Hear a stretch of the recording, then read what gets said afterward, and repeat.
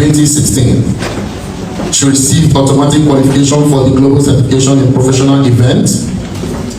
From that year, between 2018 and 2023, she worked with one of the current Abuja's leading event planning companies. And in 2023, she moved on to focus on her event management company. Over the past 4 years, she has successfully managed and executed under her company a variety of events ranging from corporate meetings to extravagant weddings, budget events to luxury events, simple events to high-profile events. She lives and works here in Abuja.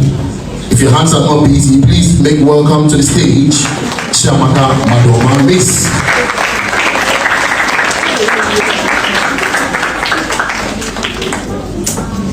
Thank you very much.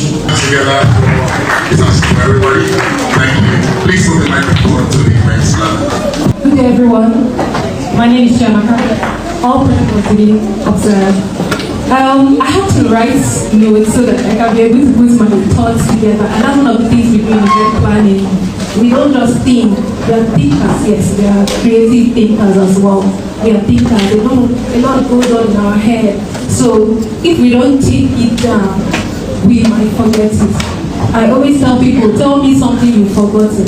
The only way you can tell me something you've forgotten is if you have where to reference or you have to know where you've written it down. So I have my notes here to guide me and help me put my thoughts together. So what we do in event planning is that we plan, we organize, we put together events. I'm making it the same word, events. So we coordinate events, we plan, put together events. So the moment I entered here, typical of an event planner had already assessed the venue.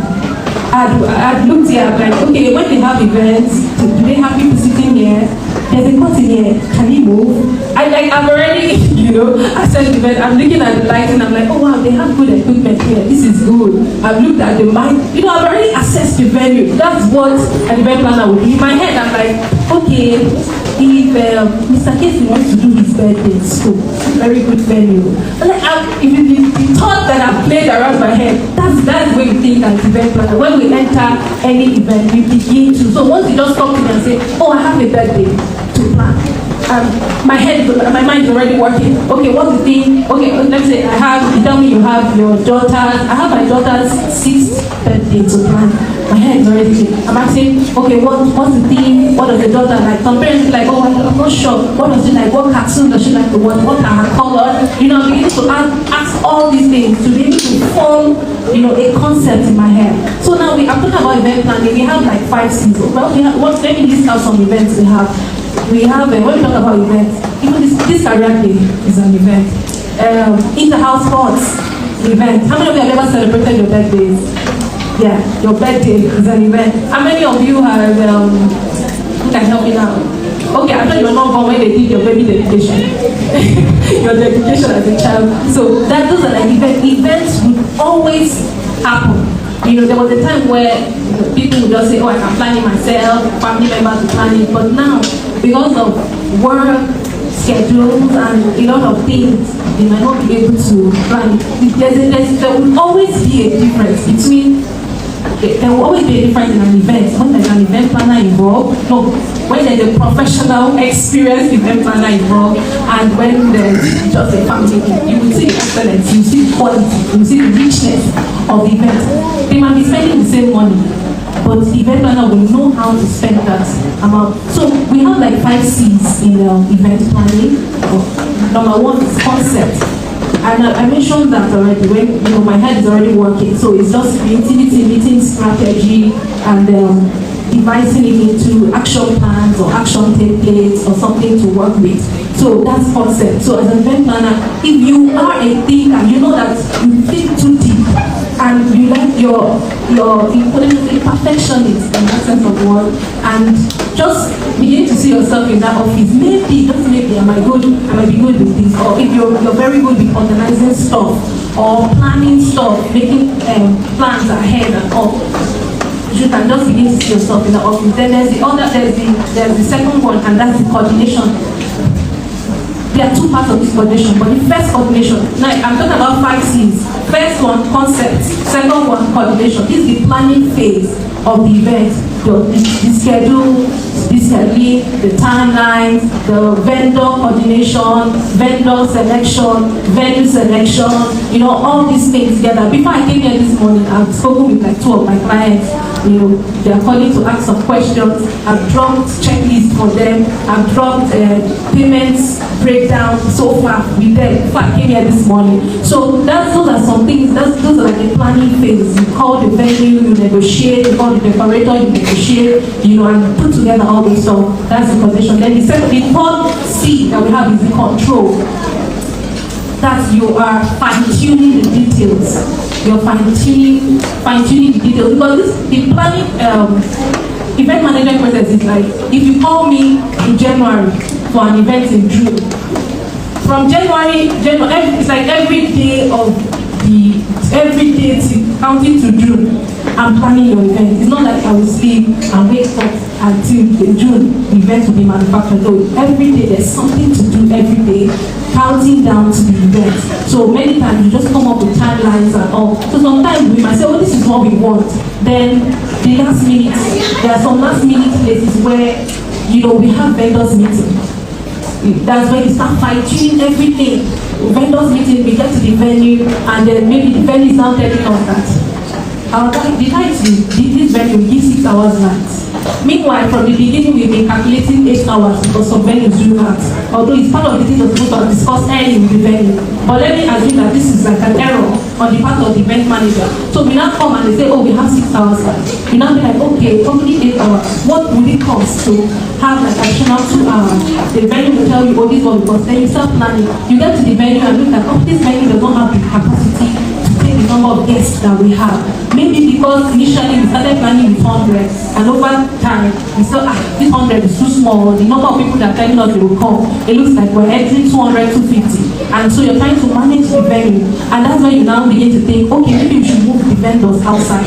We can move the caterers, lunchers, everybody can move them. We should set up outside so that we can maximize the whole space for guests. So that's why, as you're thinking that, you're also now talking about, oh, we need to rent canopies because the weather is very hot, the sun and all, for these vendors on the outside. So those are like things you do at this phase of control, right? Now, I've said concepts, I've said coordination, I've said control. Then the fourth aspect is the culmination of everything. That's the execution of all these plans. Of course, you cannot finish planning and will not execute it.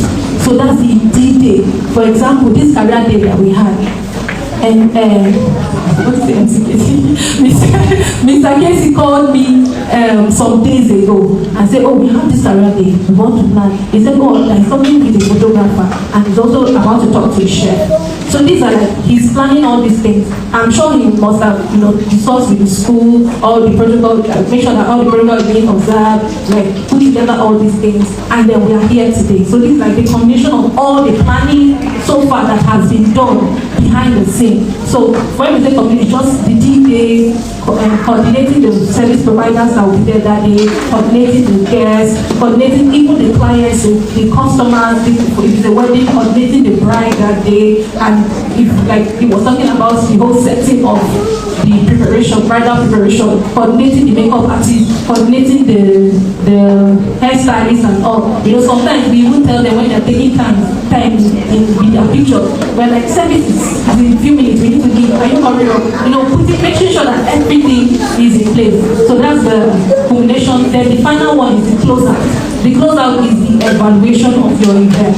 The feedback, the thank you, the clean up, the tear down, the whole evaluation, financial, the reports that you give. I'm sure that there will be a report from after this event. So the reports that you give after, even the financial, because by the time for us, we must always have a financial report, how we spend things, how we pay the vendors, and also that's what we call the process. So those are like the 5 C's. Then I went to a typical day of an event planner. I think I've said it in this my talk, but it's full of meetings, consultations, planning and thinking, research.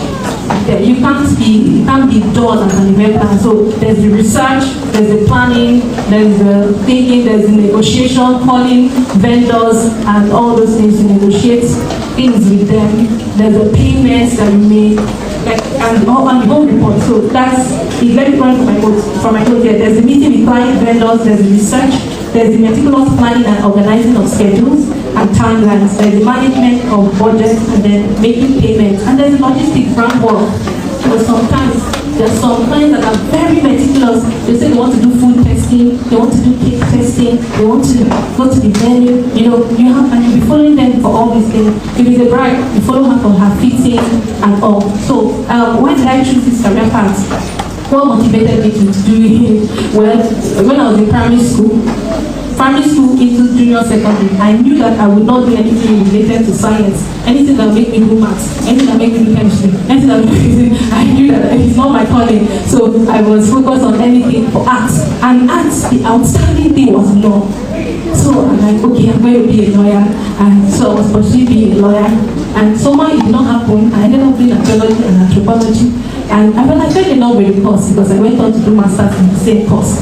But then in the whole activity, trying to figure out my purpose, trying to figure out my calling, trying to figure out what I love, I started to put together my strength.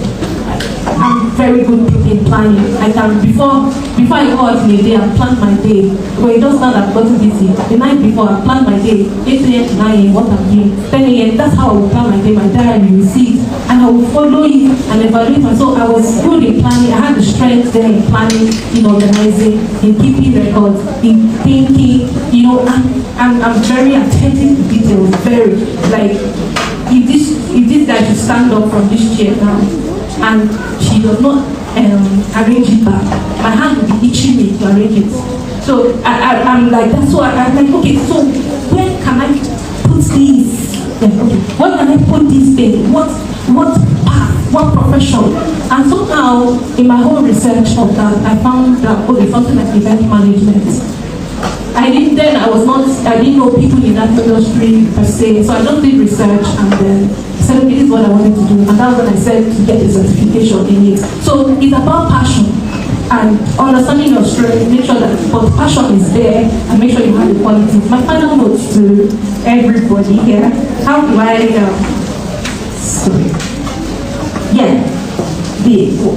how you can one of the things how you can pursue this career path. One of the things I would say is education. Don't take for granted. You know, some people will say, I want to be a footballer, and they'll see that there's no deal. In their mind, they think there's no need to go to school because they want to be footballers. No. Even if you want to do these things, I want to be an event manager or planner, go through the path of learning, go through the path of training, go through the path of education. As I am now, I've done work for people in Asobila and all. And the way they could trust me is because of the way I would present myself. I have intelligence. There are some people that you're talking to cannot understand what you're saying. So as an event planner, you're starting your statement and finishing it for you. But that's because of intelligence. So if you want to go through this path, there's still the need to go through the academic training and the education. Thank you. Just 30 seconds, please. Advise the children that will learn to be plan from the people. Thank you.